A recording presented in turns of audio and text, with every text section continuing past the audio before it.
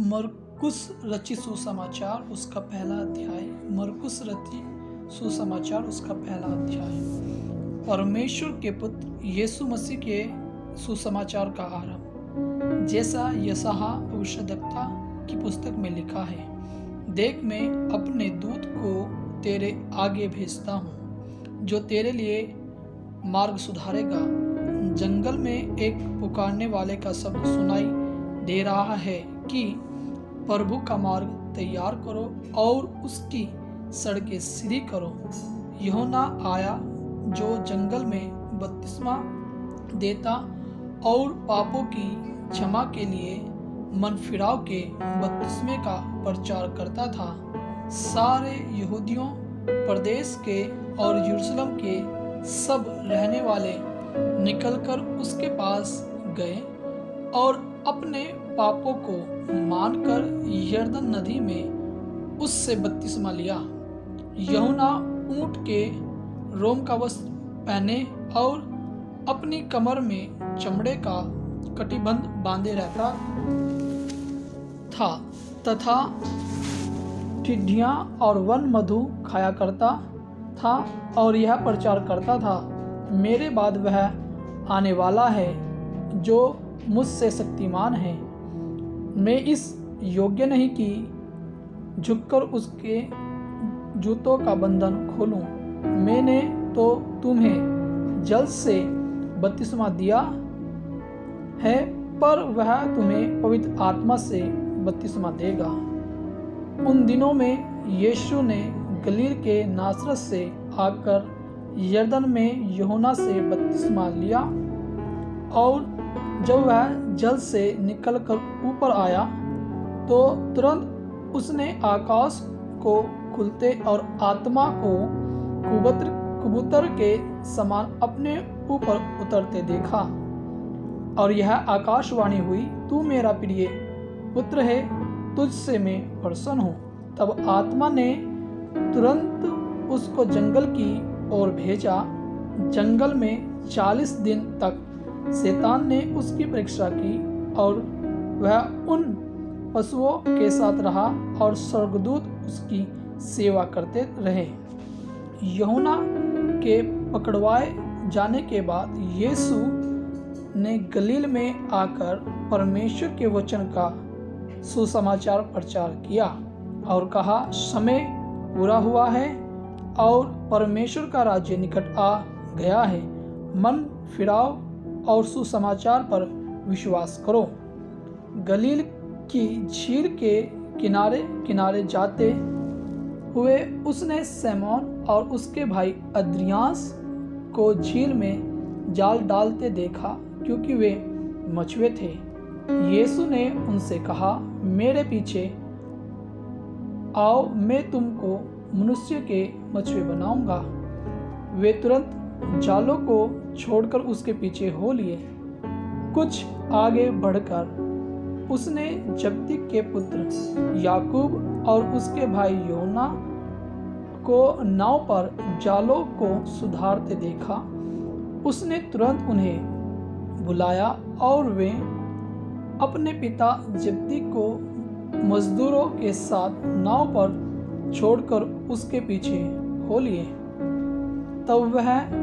तब वे कफरनहूम में आए और वह तुरंत सबत के दिन आराधनालय में जाकर उपदेश करने लगा और लोग उसके उपदेश से चकित हुए, क्योंकि वे उन्हें शास्त्रियों के समान नहीं परंतु अधिकारी के समान उपदेश देता था।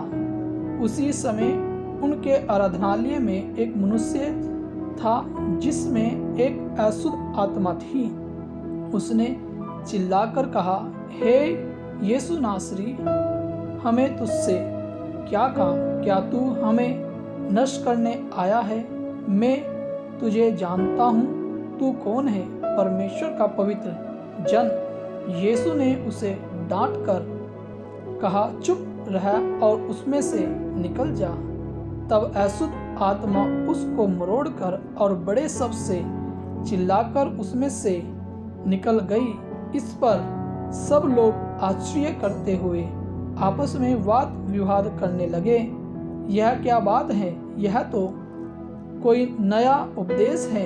वह अधिकारियों के साथ अशुद्ध आत्माओं को भी आज्ञा देता है और वे उसकी आज्ञा मानती हैं, और उसका नाम तुरंत गलील के आसपास के सारे प्रदेश में फैल गया।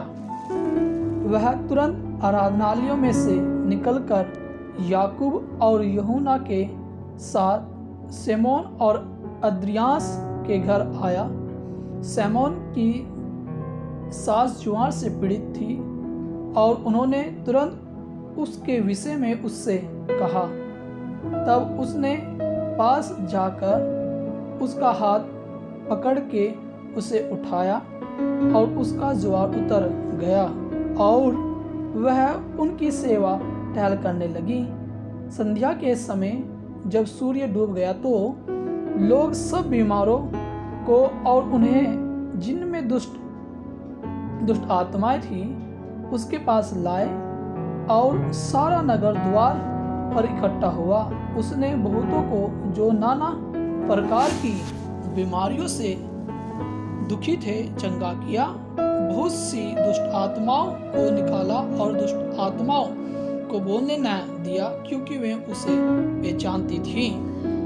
भोर को दिन निकलने से बहुत पहले वह उठकर निकला और एक जंगली स्थान में गया और वहां प्रार्थना करने लगा। तब सिमोन और उसके साथी उसकी खोज में गए। जब वह मिला तो उससे कहा, सब लोग तुझे ढूंढ रहे हैं। उसने उससे कहा, आओ हम और कहीं आसपास की बस्तियों में जाएं कि मैं वहां भी प्रचार करूं, क्योंकि मैं इसीलिए निकला हूं। अतः वह सारे गलील में उनके आराधनालयों में जा जाकर प्रचार करता और दुष्ट आत्माओं को निकालता रहा। एक कोढ़ी उसके पास आया, उससे विनती की और उसके सामने घुटने टेक कर उससे कहा, यदि तू चाहे तो मुझे शुद्ध कर सकता है। उसने उस पर तरस खाकर हाथ बढ़ाया और उसे छूकर कहा, मैं चाहता हूँ तू शुद्ध हो जा। और तुरंत उसका कोढ़ जाता रहा और वह शुद्ध हो गया। तब उसने उसे चिताकर तुरंत विदा किया और उससे कहा, देख, किसी से कुछ मत कहना, परंतु जाकर अपने आप को याजक को दिखा और अपने शुद्ध होने के विषय में जो कुछ मूसा ने ठहराया है उसे भेंट चढ़ा कि उन पर गवाही हो। परंतु वह बाहर जाकर इस बात का बहुत प्रचार करने और यहाँ तक फैलाने लगा कि यीशु फिर खुल्लम खुल्ला नगर में ना जा सका, परंतु बाहर जंगली स्थानों में रहा और चारों ओर से लोग उसके पास आते रहे।